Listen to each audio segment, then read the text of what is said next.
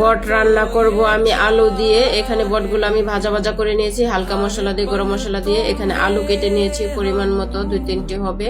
পেঁয়াজটা আমি বেরেস্তা করে নিলাম, মানে বাদামি কালার। এখানে মশলা দিয়ে দিলাম, আদার পরিমাণটা একটু বেশি, নুন দিয়ে দিলাম পরিমাণ মতো, হলুদ মরিচ গুঁড়ো দিয়ে দিলাম সামান্য, কারণ বট এটা আমি ভাজা ভাজা কষা কষা করে রান্না করব শুকনো করে, সেজন্য হলুদ মরিচটা কম দিয়ে দিলাম। আমি পেঁয়াজের সাথে মশলাটা মিক্সিং করে আমি কেটে ধুয়ে পরিষ্কার করে রেখেছিলাম আলুগুলো, ওগুলো দিয়ে দেব। দিয়ে মিনিমাম 3-4 মিনিট কষিয়ে নেব মশলার সাথে আলুগুলো আমি চিকন করে কেটেছি, সিদ্ধ হতে সময় লাগবে না। হালকা পানি দিয়ে দিলাম কষানোর জন্য।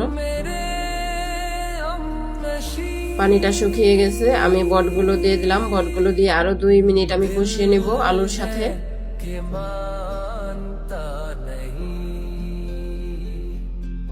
কষানো হয়ে গেছে, আমি সামান্য পানি দিয়ে দিলাম। আলুটাও সিদ্ধ হয়ে গেছে, যেহেতু আমি এটা ভাজা ভাজা করে রান্না করব, সেজন্য পানিটা আমি কম দিয়েছি।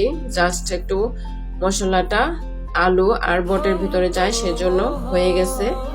আমি এটা নামিয়ে নিলাম প্লেটে।